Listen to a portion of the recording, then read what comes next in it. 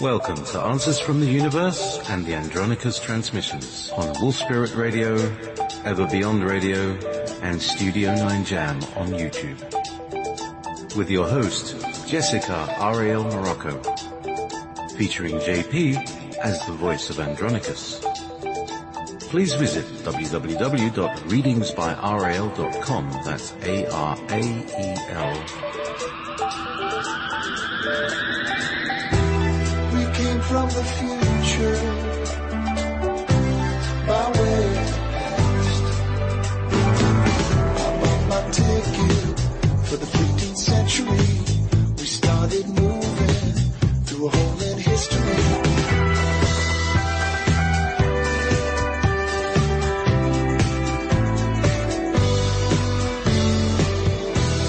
You're listening to Wolf Spirit Radio. Hello everyone, and thank you for joining us today at Answers from the Universe and the Andronicus transmissions. And of course we have lots of information for today. The transmissions might be a little bit shorter than usual. However, they had in mind that they wanted me to start bringing in guests every now and then. And I believe it's all working together as a part of the whole collective and joining forces as the councils are joining together as the Council of 21. I don't know if it's been around for a while or not, but, we have the Council of 5, Council of 12, the Orion Council, the Andromedan Council, and, of course, there's probably many others that I haven't named. And then there's this collaborative one. This is 21 or more. And, so it's the same thing, each person, I think, carries different energies and representatives who want to discuss and contribute to what's happening in the planet today. And, in order for us to change things, it's not just removing things, but it's also what is our plan moving forward. So what replaces the old paradigm is the new paradigm, the way of thinking, the new way of thinking. In order to grasp the new way of thinking, we must glean from our elders who have been in civilizations all around us and have been successful, learning to cooperate and work in harmony.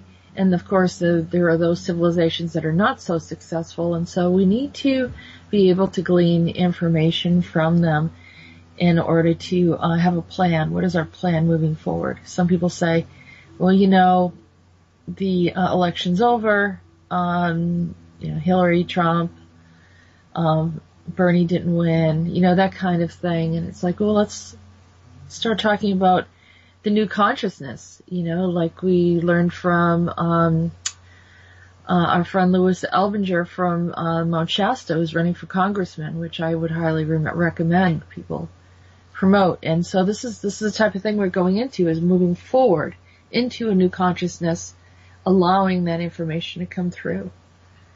Meanwhile, JP. I'm on it this morning. I'm on it today. I'll tell you. Yeah, you're on it, but you're resting. But I don't want to put you to sleep out there. Hey, what? Yeah. Nice. Good morning. How are you? It's Thursday again. Wasn't it Thursday yesterday? Every day's Thursday. Yeah, it seems to be. And a Thursday and its after effects, Yes. You take a little week to recover from every Thursday, and then it's Thursday again. You know what Thursday is? It's Thor's Day. That's right. And, Saturn's Day is Saturday, right? Mm-hmm. What's Friday's? Freya Day? Friday's Day, yeah. Freya or Venus.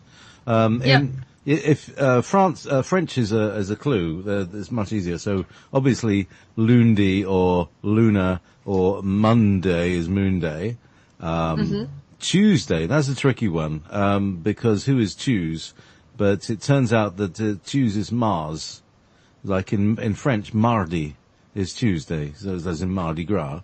So Mars is Tuesday.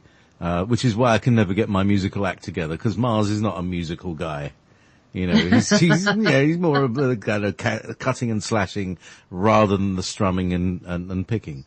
Wednesday is Mercredi, Mercury's day.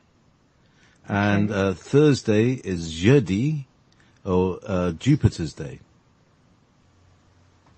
Wow. So, and then, of course, Sunday is the day of the sun, and Saturn Day is, as you say, the day of Saturn. So, So it's Jupiter and Thor.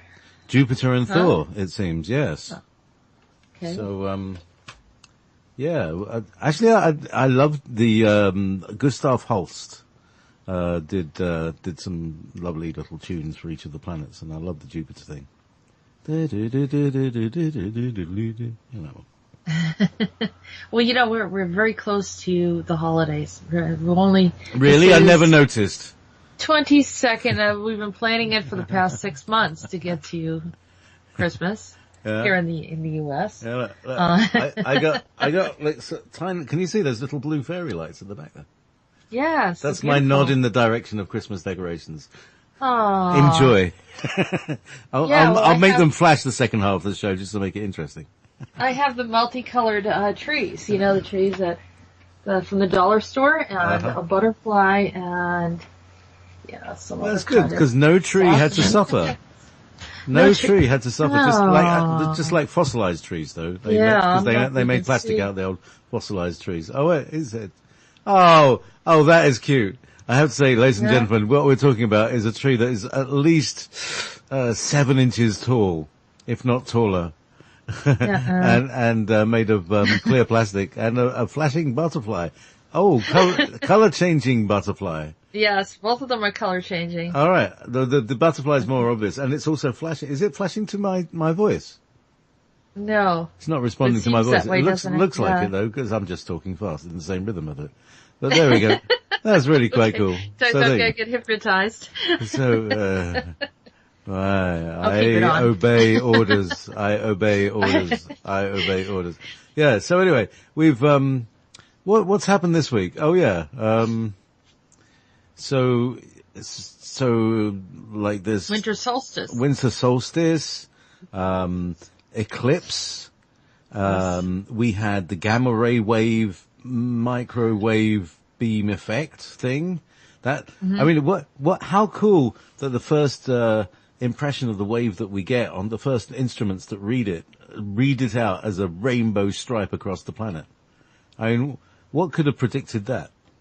I know. Yeah? I know. And I had Thaddeus take a look at that, so he's going to have some information for us. Ah, good. We got some. We'll have a different take on it. Mm-hmm. Yeah, so he's going to be joining us today. I do want to say that I had a wonderful celebration. My dear friend Zelda came, and she was on my show. I mean, not on my show. She will be on my show. She's going to be coming and talk to everyone.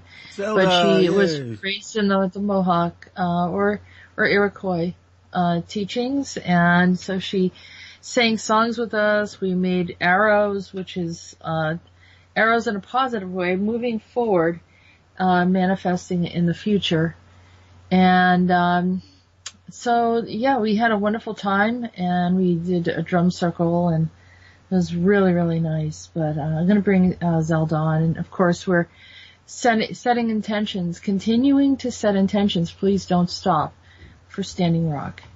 And we're going to keep doing that, keep collecting, sending money, whatever is necessary, send money, send gifts. Someone gifted me with a suitcase full of stuff. So that's going to be sent out, and some other things as well. So we're going to keep on, helping and holding space in prayer, and people that feel like they need to go out and assist physically, then do so. Stay warm and protected and safe. Let's see, what else is, anything else that we need to bring up? So for our guest today, we're going to have Viking visiting us. And remember, today is the day where the Galactic Council will happen right after our show. And Viking will be with us, Conrad Zeidervelt, and Gordon, can you say his last name? Gordon James Gianninotto. Gianninotto. Yes. You should know. You're the Italian around here. I know, but you should. I mean, but I know, and it's about 14 syllables long. Gianninotto. And he's got a huge following. I guess he's on. Is it Ever Beyond? Radio? No, that's my show. Oh, no, that's Revolution Radio. Revolution Radio. I know, I was going to say Revolution. That's my Evolution, Revolution, Ever Beyond. They all kind of merge into one sort of Ever Beyond galactic thing. Yeah. Forever, ever. Yeah, forever and ever. Oh, maybe I should get some Demis Roussos. Do you remember Demis Roussos? Him and No, Vangelis. You've heard of Vangelis? You heard of Vangelis? No. No?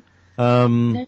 Vangelis' famous tune is called Chariots of Fire. Da, da, da, da. Oh, yeah. Da, da, da, da, da. You probably have your son doing something athletic to that tune at some point. You know, somebody's taken this video and it's like really classic, you know, it's the Chariots of Fire. Anyway, Vangelis and Demis Roussos and Nana Mouskouri. You heard that name? No. Oh man. Yeah. Anyway, these are all old school. Sorry, it's like old. No, you're young. Right, it's young. You're just young. That's all. Anyway, so they were all in a band in the 60s called Aphrodite's Child, because they're Greek, you know, and they're like Greek rock. And he's a fantastic keyboard player. And the Demis Roussos and Nana Mouskouri are famous in their own right now. You know, well, I think Demis is dead. He's huge. Demis is a huge singer, big fellow with Greek voice. Wow. High voice. But you know what I was thinking of? When we do have a music break, I would love to, since in light of the holiday coming up, and I won't hear from anyone and see from, you know, well, I won't see you guys or communicate with you at all until after the holiday, and so. Yeah, and you'll miss us. I wanted to play the song with David Bowie and Bing Crosby, the holiday song that they sing together. I'm trying to think of it. Yeah. It's the drummer boy. Yes. Sorry. It came up, and I just felt like, you know, we have to let's honor Dag today and bring him in and yeah. Yeah, I've somewhere I've got David Bowie's entire collection. I'll find it at some point. Okay. Yeah. Thank you. Good. Yeah. So do you think, maybe we can get that song? But meanwhile, we'll probably go right into the transmissions so we can fit everyone in. We have 4 guests today. So. Including our regulars. Our regular guests from the archetypal domain. Who we know as from elsewhere in the councils. That's right. they're all still on Demis Roussos and Demi Glaze and Demi Moore. Anyway, so who should we visit with first? We're gonna go to Rhodan first. Rhodan.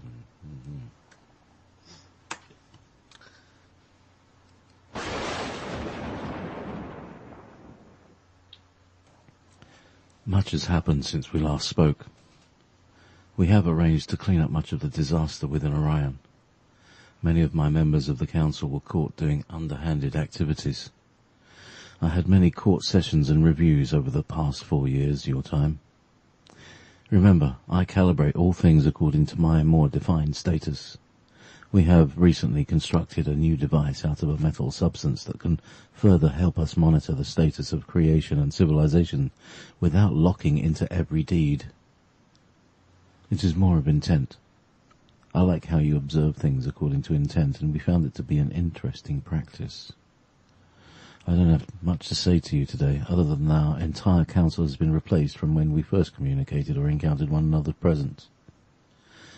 We stand in a new way, separate from the way many other councils operate. I have even been able to moderate my temperament a bit.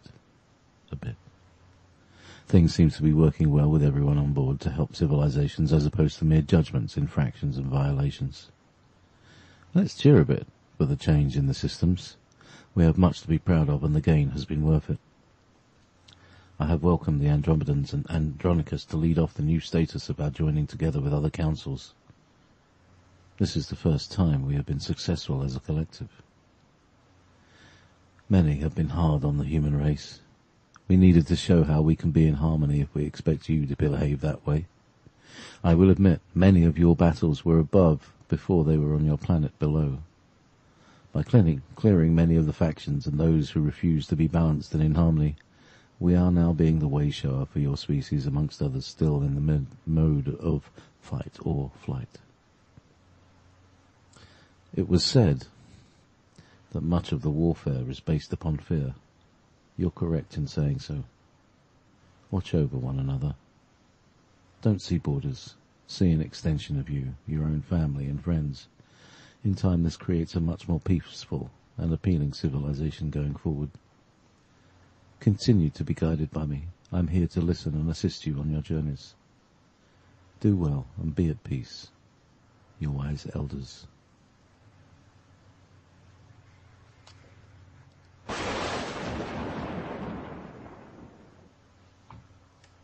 Hoobity-hoo. Yeah.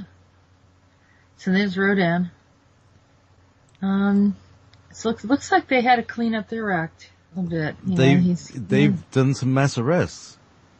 Yeah, I think they caught a lot of, agendas and things that were going on. And just, what I've seen as a trend is that some of the species had manipulated, humanity in different timelines, and even in this present timeline. Everybody's had their dip in the bowl. Yeah. Everybody's got their fingers in the cookie jar, as you call it. Yeah, that's essentially how it works. Yeah, and it's been a bit of a free-for-all, and it's just gone too far. Human beings have been stripped from every single pore, So. It's because we couldn't see like they could see. No. We didn't have some of the abilities. Their telepathic ability alone gave them quite an edge. Mm.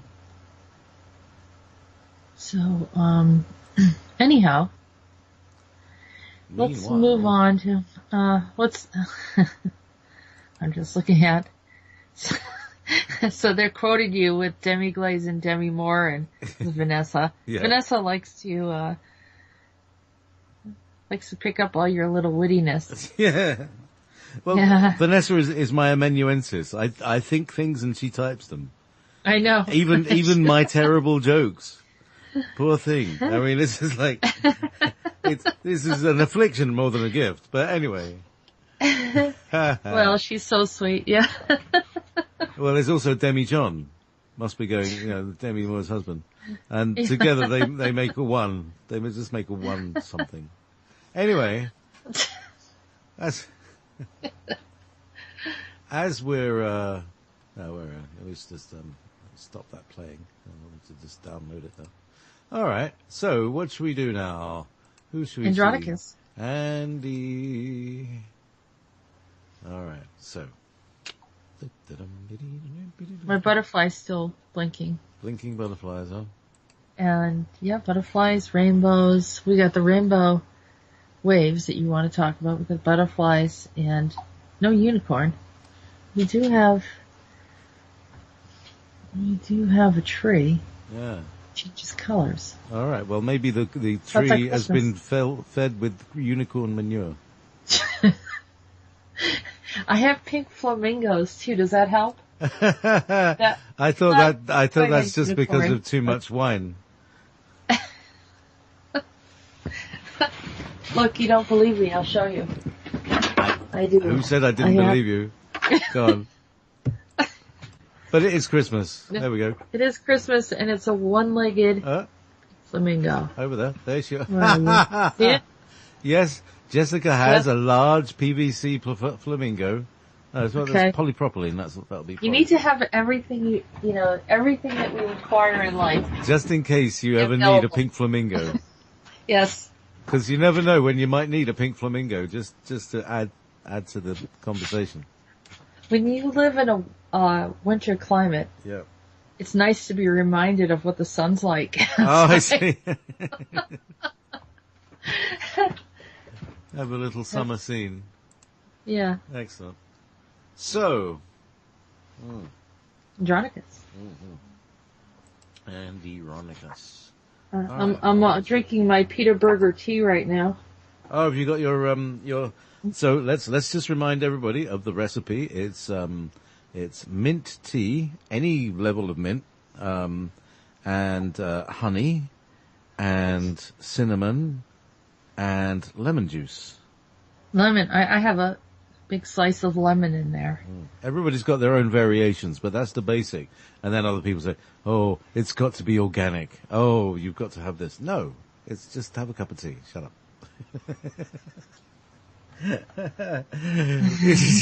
Don't be precious. You don't have to be precious. We're trying to find a common denominator and not make it special. I think for me, the whole idea of spirituality is to make the spiritual things just normal, just everyday. That spiritual impressions and revelations are just daily occurrences in our real world. Anyway. They're all going over the recipe for the tea. See? Yeah. There they go. Everybody, you got to argue about it. No, just stop arguing. This is the remedy for, what was it? The remedy to prevent the dark ones or the negatives from bothering you. So you drink mint tea and honey, cinnamon. It has to be cinnamon in there as well. It takes you off the frequency. It takes you off the vulnerable frequency that they can tune into. The one that has the, what are they saying? Let's just let them. Oh, by the way, if anybody is hearing that sound, I can't do it. That note. That one. If you go down to the bottom right of your chat box, it would be me. Yeah, it would turn be. Turn off the volume. Yes, I think I get that. There's a little speaker icon there next to the number, which is currently reading 35, and that's how you do it. So there you go. Turkish mint. See. Turkey, I know. No pink elephants. Only pink flamingos. Yeah. Sorry. See, most people have all the ingredients as well. As Kara's saying, everybody in the world has got these ingredients in their cupboards. So, and that's why I'm saying, don't make it special because it's what everybody's got. Don't make it special. Make it normal. Make the new normal the absolutely paradisical. Why not? Why not create our future to be a completely paradisical? Sorry, not parasitical. Paradisical. Did I say parasitical? No, I'm sure I said paradisical. Yeah. It's like paradise. I could easily have said parasitical, and that would have completely changed the whole thing. Shall I shut up and get on with reading? Yeah.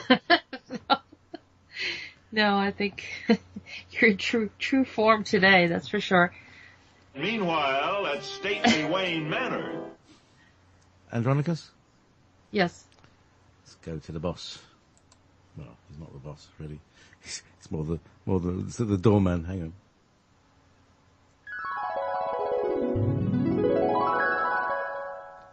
Hello, Suma. It's refreshing to see you again. I've been in a 100-year war on your planet with the Ottoman Empire devised. I chose to be a council separate from them. It was devastating to watch and seems to continue to peer through time, raising its ugly head like a viper. I wanted to destroy it, but many innocent people were involved. You know how that is. The warmongers start it and the salt of the earth finish it. The common people, the lovely people, those who till the ground and pluck the seeds for replanting. They are told that their war has purpose. The innocent then suffer heartache, suffering and loss in astronomical ways while the warmongers take in the spoils. I'm weeping while I observe this. My hands are tied and I want to create a natural disaster that is cataclysmic and wipe them all out. Unfortunately, the wicked rest in the same chambers as the benevolent. Isn't this always the way? The wicked always know how to shield themselves with innocent souls. Even children are the most vulnerable around them. I'm sorrowful beyond belief and request that it all should change. Rhodan suggested that I form a coalition with him. I'm uncertain whether or not this is a good idea, or this is the right idea, but we've always had opposing opinions, and he's not the one to disagree harshly with. Yet I am almost helpless. I would gain more influence by becoming a spiritual leader. They are persuaded to kill for their beliefs, but they don't really know what that is. Some are trained to be killers, and some were born to be killers. They don't know the difference. I do. I could pull many who were manipulated to create this conflict by awakening them into their truth. Then the separation will occur where I can see the incarnate souls of lackluster, dark, den of thieves. This would require other measures, since they have a passion for a dark cause. I could shift that as well. But what about the incarnate reptilian ones? So dark and so deeply unaware of their darkness. Do I show them? Send them comforts and good nurturing in their youth, or do I send them forth to outer regions, as what has been done in the past, only to have them angrily attacking humanity and other species? I need time. I must observe and assist this time until I choose how to connect with Rhodan's council. I will gain insight first. I want you to learn this from me. See other options before making quick decisions. There may be solutions in other perspectives that finally resolve much of the problems. I've made great strides with specific races on your planets. I can do more to create a better outcome. Remember, we are holding on to the highest potential for humanity. Hold on to it with me.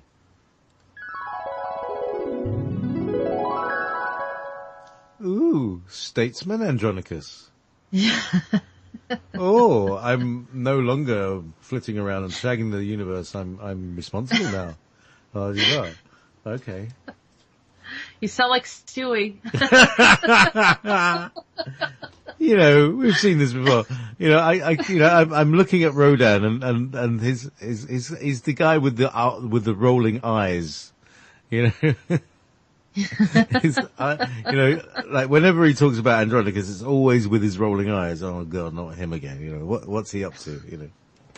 And now they have I don't know if he does that so much to Andronicus. I think there's a respect, but I think that, and actually he wouldn't ask him to be on his council. He knows how he is. I think they're both kind of headstrong in a different way, and they collide. Yeah, but I think what Rhodan's realized is that sometimes Andronicus has a point.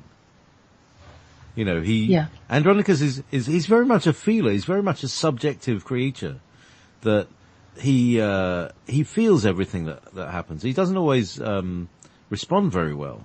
You know, but he's very empathic, and he's got that feeling heart that is affected by Rhodan's great swathes of power. You know, of power plays and commands and stuff like that. So, you know, that's what makes him the rebel, because he's sensitive. He can feel how awful and pressurizing that might feel. So yeah. I think he's probably going to be a good, counterbalance to Rhodan's very, strong, dominating patriarchal force. Yeah. I think so too. Yeah, it's like just, who am I to talk about this? You know, who am I to judge gods? You know, because you know that, well, you know their personalities, yeah. and they don't mind being assessed and looked at. I think because there's a reflection of us in their traits and their personalities. We're mini-me's. We're their mini-me's. Sort of, we're reflections of them, and so, but they're headstrong in their own way, and, Rhodan really dug in and established a name for himself, whereas Andronicus is forever, sort of he can be a ruler, but then he can just disappear and not be, anywhere specific. He's not built for the steadfast. In. He's not built for the steadfast. That's his lesson, to be steadfast. He's got quite a fourth ray there.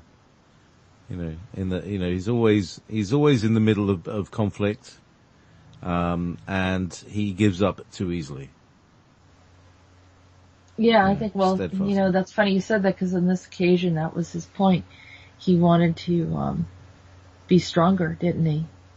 He wanted to wait, not make a decision and just walk away from it like he typically does. That's a real denouement. I mean, we've seen the change in him.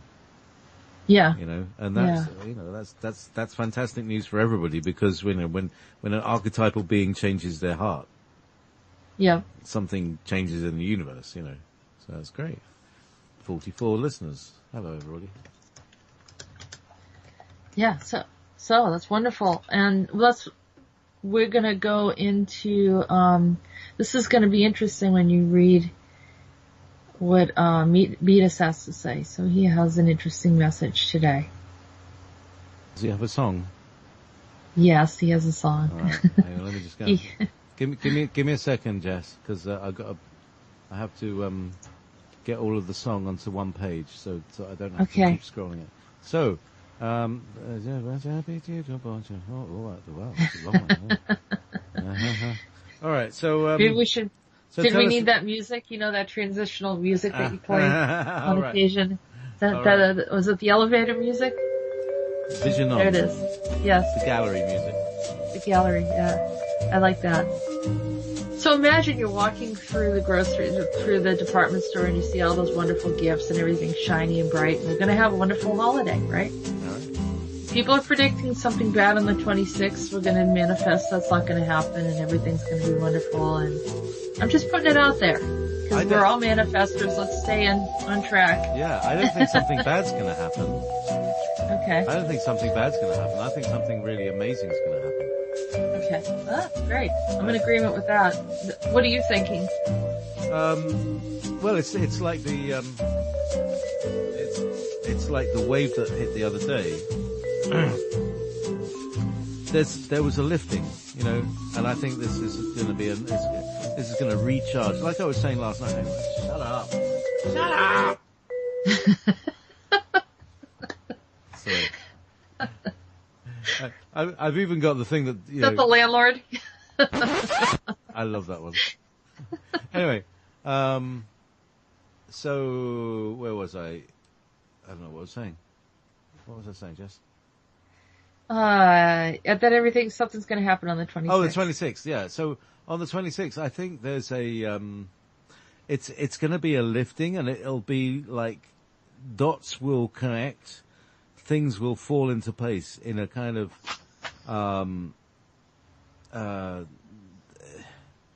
like the mirror a broken mirror falling back into wholeness. That's what I'm feeling. So for me, it's a really good thing. Anyway. So. I'm just looking at the chat. All right. I think they like you to say that Andronicus likes to shag. At least Paul does. Paul does. Yeah. Paul and Craig, our British contingent. Yeah, we need Paul to come on one of these days and say hello. We should bring him on. He called the other day. Yeah. It's very nice to talk. Yeah.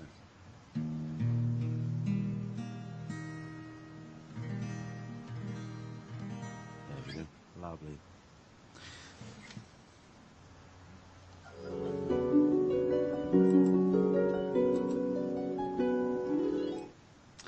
Hello, my love. I'm feeling a bit melancholy. So sorrowful. I lost a good friend today. Oh, I'm sorry to hear that. Tell me about it. She was a lot like me. One of the Fae tribe. Tuatha de Danann. I loved her as a sister. I didn't know what else to call her. She was a bit too tart for me. Always on the opposing side and contrary. But I liked her that way. She incurred a few brawls in her day, but was one of my best friends. Was she human or a fairy? She was very human, but the soul of my beloved Tabitha. I loved Tabitha. We would get into so much trouble together. When I discovered she had incarnated, I knew something was wrong. She was caught too many times with her hand in the cookie jar. You did it again, didn't you? I did, didn't I? Did you? You said that before. Yeah. Okay. Meanwhile, I loved her dearly, and when I saw her, all the memories came back to me. She didn't remember me at all and thought I was interested in romance. She was lovely, but more intriguing because of her imagination and contrariness. I loved her contrariness. Mary, Mary, quite contrary. How does your garden grow? Ah, you know her name. Did you meet her? No, Meetis, it's a poem. It would make a lovely song for my silver bell. Another part of the poem. Did you write it? I don't know. Let me see. Let's see. Silver tongue, silver spoon, silver jar, silver moon, silver buttons. Oh, here we have it. Silver bells. Oh, yeah. Yes, it was me. I wrote the poem and then I gave it to some strange fellow who likes telling stories. Was it Tom Thumb, maybe? Oh, that wasn't his name. It is also believed that the song was about Mary Queen of Scots. I know, I looked it up. Well, it was. She did come back and do it again. She was rebellious, but when I'm not around to keep her occupied, she gets into too much trouble, as you can see. I can't help her now. She's gone. I'd feared she did not understand the part about vengeance and a multitude of many faults, including delusions of grandeur. You see, the Tuatha De Danann can be a haughty bunch, bold, brazen, and quite unseemly if crossed. Dryden is a perfect example of it all. They take themselves a bit too serious and can't see the game in the interaction. One infraction is elevated to a direct conflict and too often has evolved into a war. I tried to speak to them about it, being a little more compliant. Oh well, it's not my trouble. I will tell you that Tabitha has so much promise and potential, all wasted upon bitterness and destruction. It doesn't pay to be so tart. One must see how easier the honey attracts and the sour repels, alone and isolated in each incarnation. She dies in this lifetime and simultaneously dies in many parallels. They have different guidelines than humans. They have different agreements regarding lessons and incarnations. It can be harsher, and yet at any moment they can be reinstated back to their natural state. Back to work, that's it. Well, I'm glad I had a moment to chat with you. I do feel a bit better. Oh, my eyes are no longer leaking. Where is she now? Can't say, my dear. But she had power that has suddenly been removed. It will be better for all. I'm so very sorry I wasn't there to deter another point in time where she harmed many. This time no one even knows about it. Well, it's just as well. I wept because she may have to deal with harsher charges. So sorry to burden you with this. I'm truly sad. Sometimes we favour the dark ones. They have an element of goodness somewhere within. I see them reach out beyond their angry veneer. I try to lift them. They are all created as you and I know. It is hard, but I understand it. I'm not perfect, you know, but I am honest. I've done my share of not so wonderful things. Anyway, here is my song from my friend Primus. Hello, Primus. How fare you, my friend? The ballista. Gentlemen, be mindful of the ballista. You are going under a low bridge. Careful of it, and you will not be caught between gates. We will discuss this further. Just be watchful. Very well.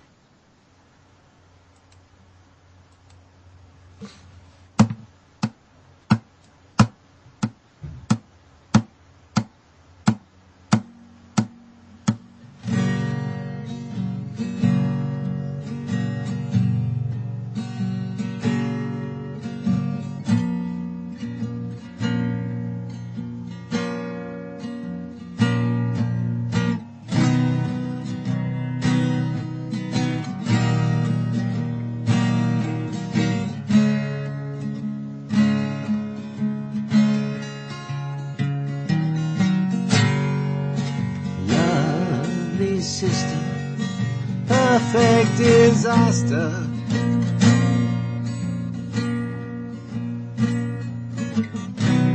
Why couldn't I convince her to turn malice into laughter?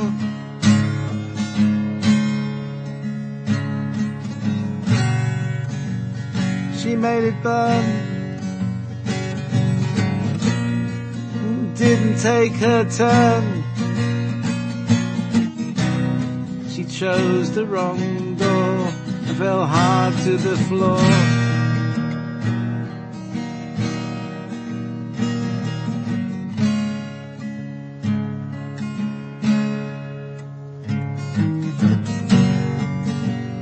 Lovely sister,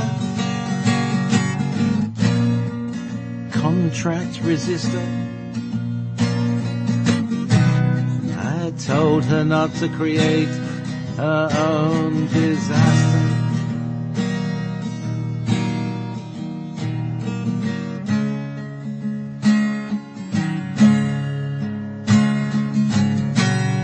Teleported temptress, seductive long tresses. You were my flower so long ago.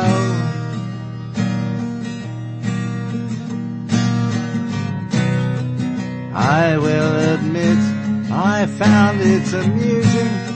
She wanted on for females to go. Now I don't even know what to think about this.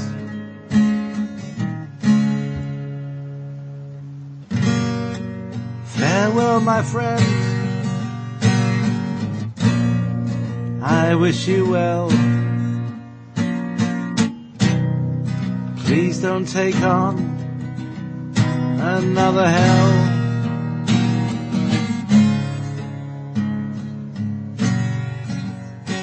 Be kind.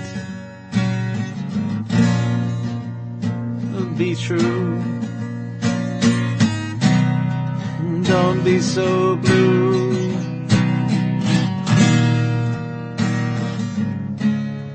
Stop ringing your bells until we paid your dues. Stop ringing your bells.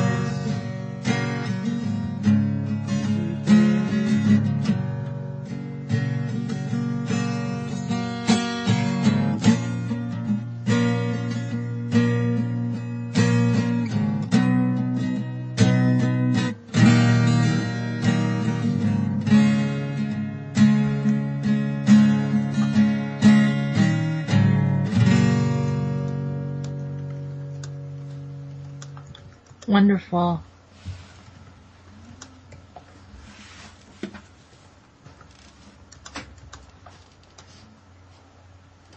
There's a bit of Roger Waters. I felt a bit of Roger Waters vibe coming in there. Roger Waters is the bass player from Pink Floyd. Yeah, it was definitely reminiscent. Definitely. So anyway, there we go. The sun just came out. That's nice. Ah, there we go. Yeah. Meetis makes the sun come out for you. Yeah, he does. For the flowers. He cheers us off with flowers. So we have, we can start bringing people in. And why don't we go into, do you have any music queued? I could find some music somewhere. Let me see what I've got. I got Pink. No, David Bowie. You don't have David Bowie, huh? Oh yeah, that's right. I do. I do. Honestly, I do. Let me just see. Bing, bing, bing, bing, bing, bing, bing, bing, bing, bing, bing, bing, bing, bing, bing. There we go. Peace on earth, goodbye. Copy across. Here we go. Bing Crosby and David Bowie. This is my Come on, son's buddy. favourite. Do you know this one? It's my favourite. It's a lovely thing. See, Cockney Road, geezer. Get off the call. I'll bring him in a second. It's just too much background noise there. So, welcome back. Here. I'm going to go ahead and mute right now. Okay. Thank you, Conrad. Okay, we live. We're back. We're live, and we're gang-handed. What do they say? Okay. Yeah, mob-handed. That's what mob-handed. There's loads of us here. There's a whole party you. JP, you making up words. I always make up words. That's part. It's part of your shtick. It's part of my shtick. Yeah. Yeah. Yeah. Anyway, come. All right. So I just want to say hello to everyone. We have a great group here today. We're going to be talking about some things, and then this is going to bring us into after my show into the Galactic Council. So I'm going to say hi to Viking. Viking,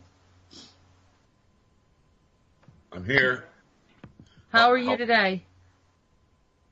Well, that is a really good question. On what level are you speaking of? Well, how about this? We've got you've got we're going to be doing the show, then after my show, and, tell us what people will, hear if they listen to that show. Who's going to be on there? What are you going to talk about? We're going to be, bringing back Chris Jacobs, which is, I'm really excited. I feel like I've been back in the university preparing all these questions and queries, which I'm really excited to have him back again. And then there's Conrad and yourself and JP and of course, hopefully Chris's entourage. It should be a really excellent show. It's going to be a solstice show, so we're going to be tying up a lot of loose ends that we've been talking about for months now. As I've been saying, I mean, we've been building up to this point in time, and there's so much transpiring at this very moment. So, yes, it's going to be very exciting indeed. Okay, so is Conrad going to be on the show too, or Yes, okay. Conrad's part of our council. All right, and also Gordon. I thought Gordon was going to be on your show. Okay, all right. I was just making sure I knew what was going on. So, all right. Anyhow, I want to say hello to Conrad. How are you? I'm doing great. This is going to be the first time I actually am on the council program, so I'm just going to kind of take a Vikings lead. Okay, well, thanks for joining us today. And so we're going to have Thaddeus is going to give us an overview of, what we were looking at yesterday. So hello, Thaddeus. How are you? Hey, how's everybody doing? Very good. I'm doing good. I had to get out of the noise, and I'm here now, so. Okay. Okay. Well, watching about an hour and a half of just different people commenting on this large amount of radiation hitting the Earth, it seems like, from what they're saying, that some of those visual feeds are being cut off after a certain point, because they said that the energy was getting so high. So some of these guys who researched this and just are at the computer all day, they were kind of concerned about that. But my feeling is kind of like JP, like this is a very positive and beneficial sign. We are moving into something new, and I'm excited about it. When you showed that to me yesterday, I saw the sine waves, or cosine waves, if you want to call it that. And to me, it just looked really neat. One of the commenters on YouTube, and I think his name is Scott. Yeah, so there's Steve Olson, and there's a guy named Scott who has the Nibiru channel. He thought that it could be some kind of manipulation. But my sense is that it's not at all. I think it's authentic. So I'm excited about it. And I don't think that it's coming from a star. I think it's coming from the center of this galaxy. What do you guys think? That's interesting. Yeah, I mean, it's very, very possible. It could be even coming from the hollow Earth. What do you think, JP? Well, I've been talking about this for years. I've been seeing it coming. It's the wave, it's the ribbon, it's the nexus, it's the band of energy that's coming from the center of the galaxy. In my humble, we're seeing something edge on that's approaching us, which is why it appeared originally as a ribbon, but it'll be a wave that will wash over us. But it's a tsunami of light, and it'll activate things in its path. So it's like everything gets restored, everything gets set back to it's like a mobile phone recharge, right? For the whole mind of the galaxy, it puts charge back in all of its cells, and it's something that it sends out on a regular basis, but it's like millions of years, and it's just kind of got to the end of, and everything's run out of charge. So when it passes, everything will be in a much greater charge, and that's why we'll be in the fifth dimension. And that's the way I see it, anyway. What do you think, Viking? Well, what Simeon was sharing with us last week, and I had proposed, is that this wave is a seventh dimensional vibratory structure. When he was saying that this is heralding everything that we have known to be true as far as these alternative concepts of utopia all across our spectrum of science, mathematics, agriculture, being able to regenerate our body. So all of this information is housed in these seventh dimensional codexes, which is aligned with their DNA, and they are going to be activated, kind of like planting a seed. We're planting a seed that's going to be entering into our etheric field, influencing us each on an individual basis based on our signature resonant energy, and it will affect us all in unique and different ways, accelerating our passion, which again manifests into how we create. And then, of course, it's going to meld us into a co-creation, kind of a co-mindset, to where we will be just furthering our existence on this planet in dimensional ways beyond our current perception. One of the latest information I've gotten is accompanying this wave is a fourth dimensional delta wave. So the delta wave is more or less the softening. This is the softening agent that's going to allow this seventh dimensional wave to integrate.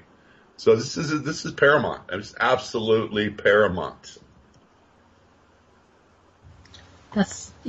I think it's a sign. It's a good sign. It didn't feel negative to me. It felt like, it's a way of communicating. Anomalies have always been used as signposts to allow humanity to know that something was about to change. It seems to be on our DNA or some other types of,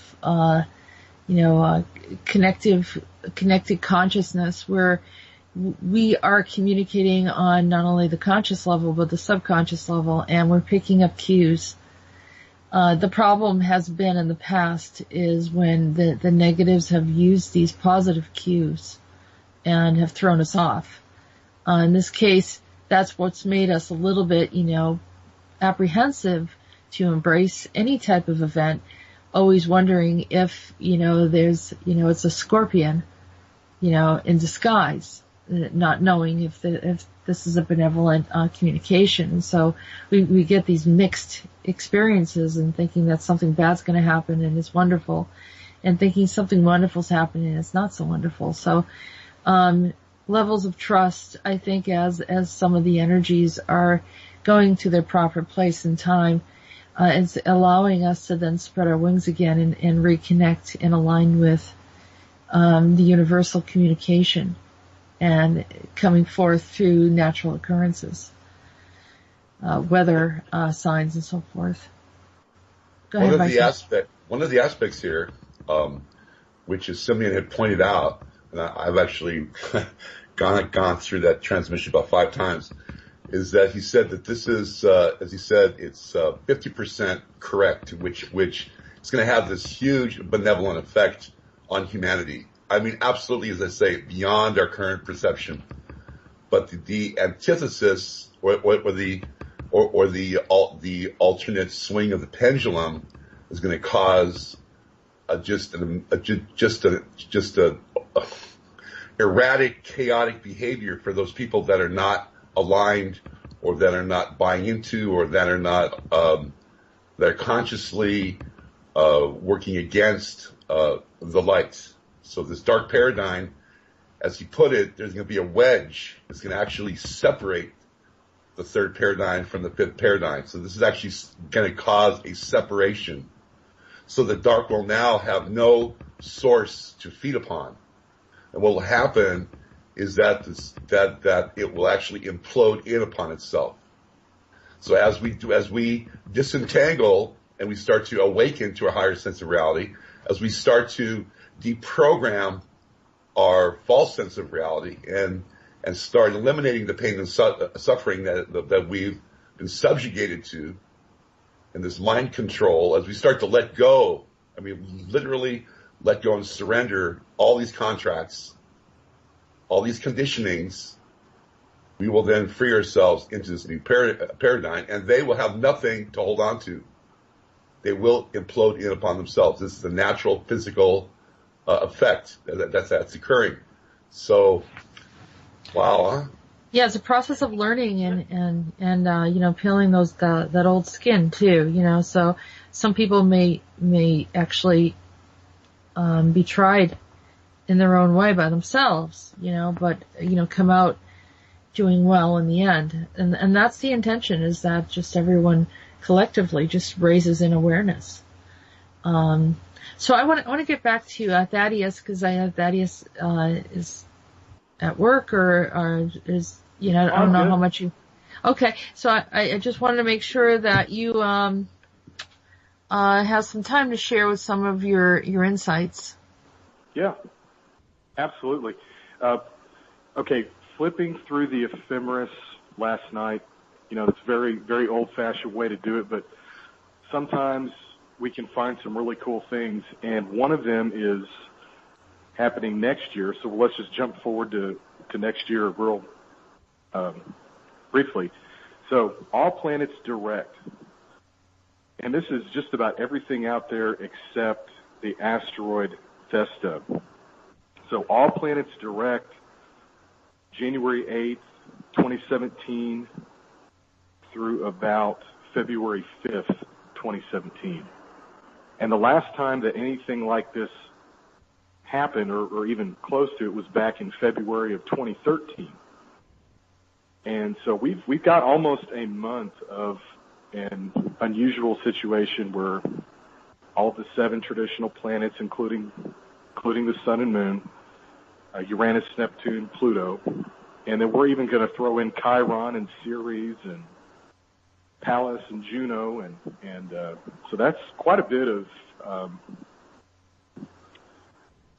a tide, I guess. Some people really try to take advantage of these time periods when none of the planets are kind of deliberating in their retrograde motion. So the energy should be very light, extremely lightweight. You want to talk about the current new moon month that we're in right now, or do you want to skip ahead to December or to the 29th? Well, let's do the new moon right now, and it's retrograde today, right? Is that correct? Well, Mercury is retrograde, and that started on the 19th. It will go direct on January 8th, 2017. And I've got 19 days on this, so this is like a little bit longer, medium-term Mercury retrograde period. Not very pleasant for some people. Some people really just don't like to think at all. And Mercury retrograde is hard for people that just I don't know, or maybe even people who think too much. It's kind of a balance there, but I like Mercury retrograde periods because to me it's like time traveling. You can think back in time and forward through time a little bit easier. But the Sun Moon conjunction happened at 7 degrees Sagittarius, and this was on November 29th, and we had an exact square to the lunar nodes. Now, to me, this is all about making decisions. And, where are we going to go, and what's that going to look like? It's basically the chart for the whole entire planet. We did have a pretty solid Jupiter trine to Mars, which is to me, it's like saying, let's go forward. Let's do something. Let's attempt to make something positive happen. And also has something to do with the military as well. So I know you guys have been talking about, or other shows have been discussing a positive military presence, or at least a military that's turning around. Have any questions about this month, or did I pretty much cover? Oh, wait, one more thing. So the Sun, Saturn, and Pluto are all connected in the declinations. very tightly, and this is occurring with this new moon. So we're looking at take calculated risk, and I think that goes along with the Jupiter Mars. Take action, but really think about it. Do a little bit of research. People question you guys all the time on things, but they've not done any research. So I think this month's energy is all about making a decision, doing some research, but also taking action. Right. And right. Being the month of the metal rat, we have a combination with the rat and the monkey of the year, and that gives us water. So water is very important during this month as well. Well, last night I was on Max Steele's show, and they were talking about the 3 days of darkness, and I said I don't want it. And I said we don't want it.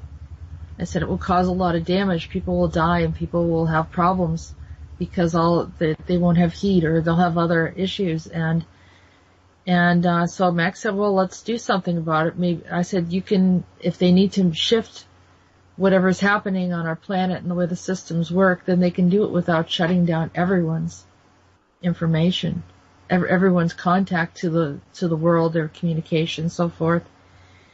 And so making our requests, we're looking to maintain the highest potential for humanity. There are many roads that we can take, and if we think that we deserve to be in a state of suffering, like Viking often says, you don't have to go down that road of suffering. You can pass it, but it's a point of making a decision to be more awakened, as opposed to go through any more suffering and perpetuating that. So likewise, I said, we can have a conscious effort and vocalize what we want, what we don't want, and only accept that which is our highest potential. Our highest potential for humanity, which is harmony, peace, and there's a bypassing of some of these things that people are trying to predict. So that's fantastic, Thaddeus. Thank you for bringing that in. JP, did you have any questions for Thaddeus? I think you just about covered it. Yeah, I want to say, Thaddeus, you have a show on Wolf Spirit, or has it already begun, or? Well, Dave Corso came through to Dolly very strongly on the show that I did with Dolly Howard on December 10th, and there was a lot of prompting from Dave to, get on the air. So I said yes. I mean, he basically asked me, do you want to do the show? I said yes. Wonderful. A show once a month, or. Mm-hmm. So it was a very, very intense moment. I mean, it was, wow. I don't know what to say about it. It's pretty cool that she can get through that clear to him. Yeah. Oh, Dave is still a very strong integral part of Wolf Spirit, isn't he, JP? Oh yeah, he's still around, and he's the spirit of the Wolf Spirit. Yeah. So and he knows what he's doing. He always knew what was going on, and I'll never forget when I first met him and the conversations that we had, and his wonderful relationship to the animal life, the wolves and the dogs, and just very, very interesting person who created this whole concept of Wolf Spirit. So in memory of him, and thank you for bringing that up, Thaddeus, and can send our love and blessings to him. And going back and listening to some of his stuff, it's interesting. Me and him have similar backgrounds with Italian and Irish lineage, and then also the Marine Corps. So I don't know if that has anything to do with it, but it could. Yeah. So, well, thank you for bringing that all up. And when you'll be on again and you'll be able to share with us when your show begins. So, I want to welcome now, Gordon. Hello, Gordon. I don't know if you can hear me. Gordon, are you there? Yeah, no, I had it muted so I didn't interfere, but hello. Hello. Maybe you can make it a little bit louder. Yeah, this is Gordon James Gianni Noto, and hello to everybody. Hi, Gordon. Hi. You can increase your volume quite considerably if you like, or actually we would like you to.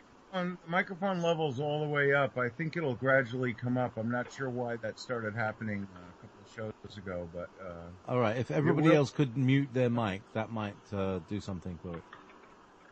So I unmuted it, and here I am, yes.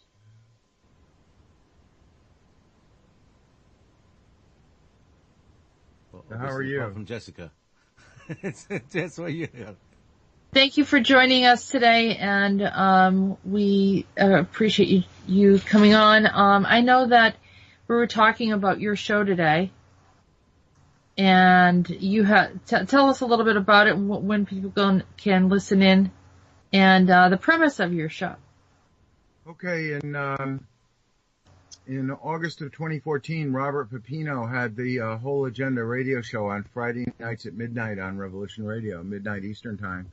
And he decided his father had a stroke and he wanted to take care of the family and he wanted to get into music and spend all of his time doing that. So he offered me the show, and I had been on the show 25 times, and he said, you're the only one that could take the show. So he goes, I'll have all the authors send their books to you. And I said, you know that I can't read a word. Why are you telling me that? Because I'm not even going to have any guests.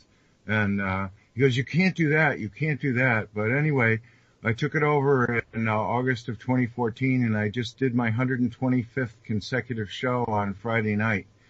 And everybody's invited to listen to it from midnight, Friday night at midnight Eastern till 2 a.m. Saturday. And that's on what network? And that's on Revolution Radio Studio A, Freedom Slips Studio A. Okay, fantastic. And I discuss everything that involves extraterrestrial contact with planet Earth. And that includes open contact with ETs. It includes pole shift, dimensional change, and the new race, the hybrid race that's going to be taking over the planet. Okay. What is your belief is going to be happening within the next couple months?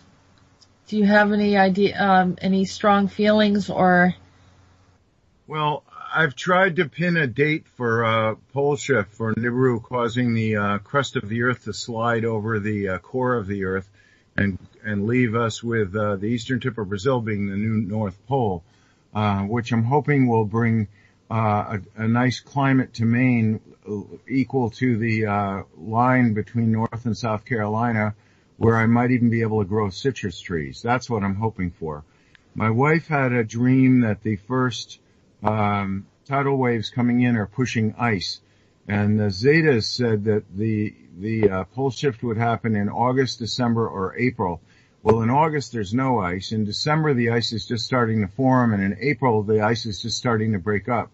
So I've always thought that pole shift would happen in April, and I've had a lot of people tell me and a lot of evidence that it would happen in 2017. So I'm thinking that that would be a good time for it. April, the end of April, the beginning of May 2017, this coming spring. Now, the Council of Worlds has been holding back Earth changes so that various things could happen. Number one, people could wake up and get ready for it. Number two, to allow the new president to be sworn in. So I'm really not sure when things are going to pick up, but if you read the Drudge Report, you saw that there's 500,000 people living inside the caldera of the Naples, Italy volcano, and that's uplifting and expelling gas, and that's a supervolcano. So I think you're going to see in the next few months some volcanoes coming alive, and of course, recently we've had in the western South Pacific, we've had a couple of earthquakes that are in the range of 10. So I'm thinking that things could happen here, like the New Madrid Fault or the San Andreas Fault would be the first real sign that stuff's about to happen. But they say they're not going to give a date even though they say that regardless of how much they put it off, that they wouldn't give a date because selfish people would take advantage of that date, and they'd like to see everybody keep their nose to the wheel right up until the last minute and then die. So I'm hoping for a leader who would announce it and do the right thing, or move people away from the coasts and things like that. Yeah. Oh, I mean, we're actually of a belief system that, I'm of a belief system that even though some of these things were predicted, that it is done in such a way that there's less damage or no damage at all. And I'm holding that consciousness. And I think that we are manifestors. And I don't believe that we're just daydreamers, we're manifestors. And I think for all of us to not be in a fear mode, but and I understand a lot of the stuff that you're saying has been predicted. I'm not in a fear mode, and I believe that we're all creators in training, and I've always believed that benevolent people and benevolent aliens could alleviate some of the most extreme things that would happen. But as of this moment, I don't exactly see that happening, but I do see a certain number of people having woken up, and I would say it's about a third of the population as far as I can tell. But I'm not sure what's going to happen with the rest. But, everybody is born on a planet, lives on a planet, and is going to die on a planet. So, the question really is not when you're going to die, but what have you done while you were alive? And I think that people have to look within their heart and develop some empathy and live by the golden rule. And then that helps the whole situation, because the more people who do that, the more likely it is that benevolent ETs could intervene on our behalf. But on the other hand, I've always seen some really evil people, and I honestly wouldn't mind if they got cut out of the picture. I don't know if that's bad to say that or not. But it sounds like did you listen to the beginning of the show? Andronicus had the same struggle. He saw because I asked you to put me on at the beginning, but you didn't. So finally I had to ask you, and then you put me on. So thank you. Yeah, well, we tried to do that. I don't know, for whatever reason it didn't work out. But, anyhow, so sorry about that. But, I think Andronicus talked about that actually earlier in the show.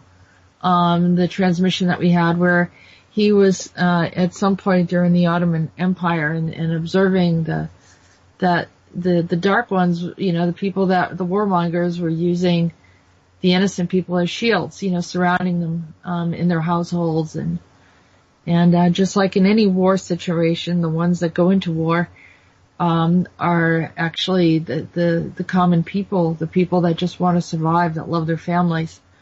And, they're usually on the front lines. But the ones that, are there to gain out of war are usually not present there. And neither is their family or friends.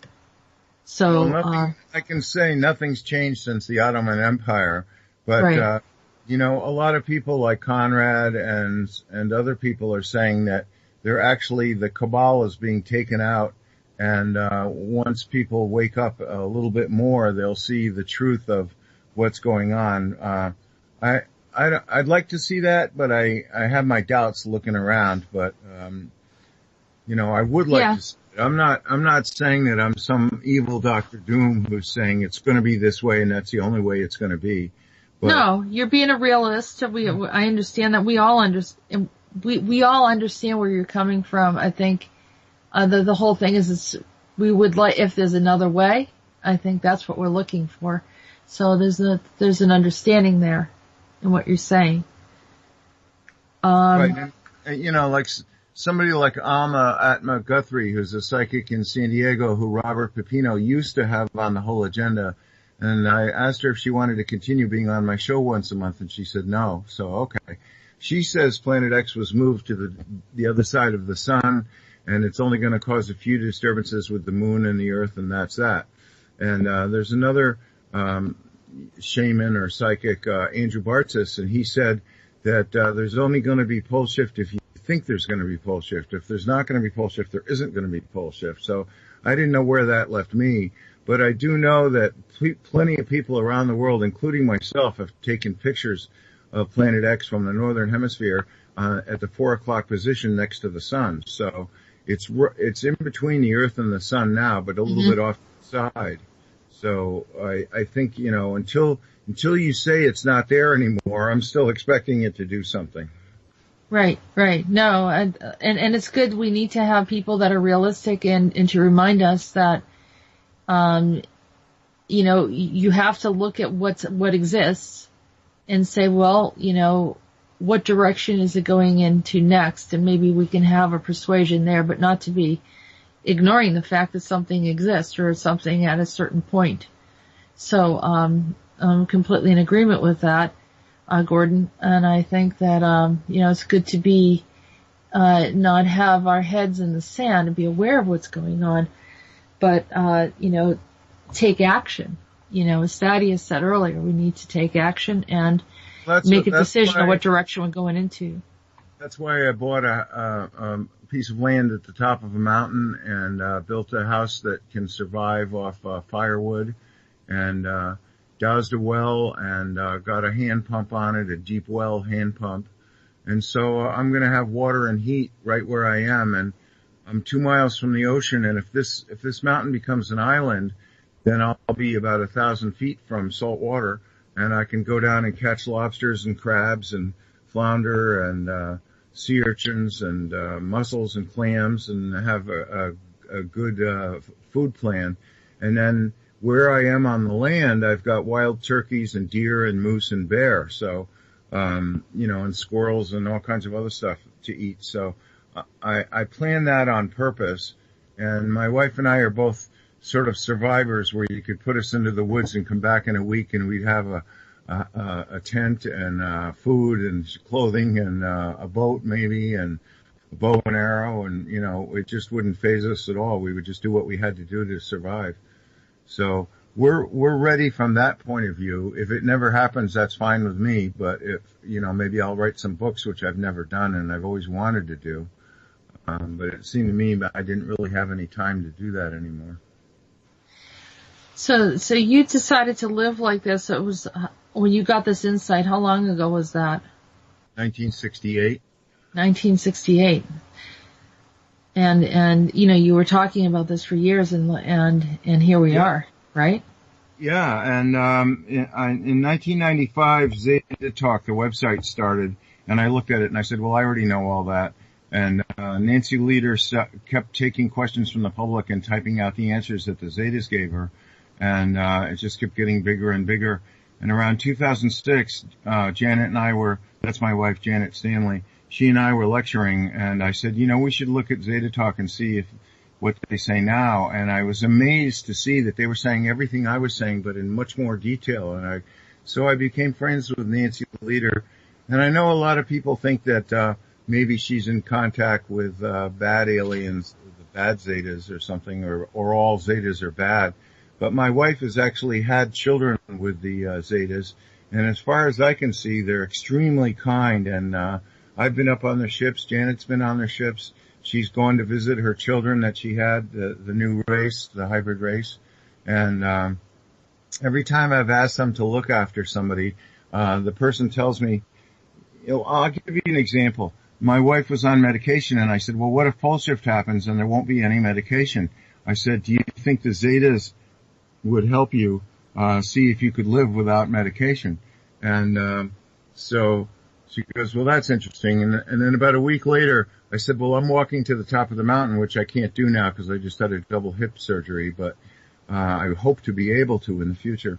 Anyway, so I was walking to the top of the mountain, and she said she was going to lay down and take a nap. So I said, Zetas, would you see if Janet could get off medication? And I came back in about an hour and a half, and she was dancing all over the place in her underwear and T-shirt. She goes, you're not going to believe what happened. She said, as soon as you left, a tall Zeta came to the wall, walked right up to me, touched me nose to nose, and then walked into my body. And she goes, why would that happen? And I said, well, that was exactly the moment, within seconds of when I asked, that they look after you. And then in the next few weeks, every single counselor and doctor she had said, it's time for you to go off medication. So whatever they did was extremely effective. And so just things like that, that I hardly ever ask for anything for myself. Well, actually, I could almost say I never do, but I always ask for other people. And when I ask for other people, I notice that there's something different. They don't always know what happened, but of course Janet knew what happened. But in other situations, they don't always know what happened. But I notice that, boy, they don't waste any time. They must be listening full time. Yeah, I think that we have, just like there's different races, there's different species of beings, there's the animal kingdom, the insect kingdom, the sea mammals, there's all sorts of different things going on where there's communications. And, so the Zetas are one of them, one of many. And like I said to you, Gordon, people resonate with certain species because you have an affinity with them for one reason or another. They recognize you, and maybe you were formerly with them at one point, or they know you from another civilization. So there's that communication that happens in developing those relationships, particularly with your wife. So I know that, and I had, obviously I have connections to many of the star beings that have come. Many different species have showed up. And of the gray species, I would say that the Emerthers are my favorite because they have a great sense of humor. That's one of them. But Calypsi Ray, seem to be in the Console 12. Zetas.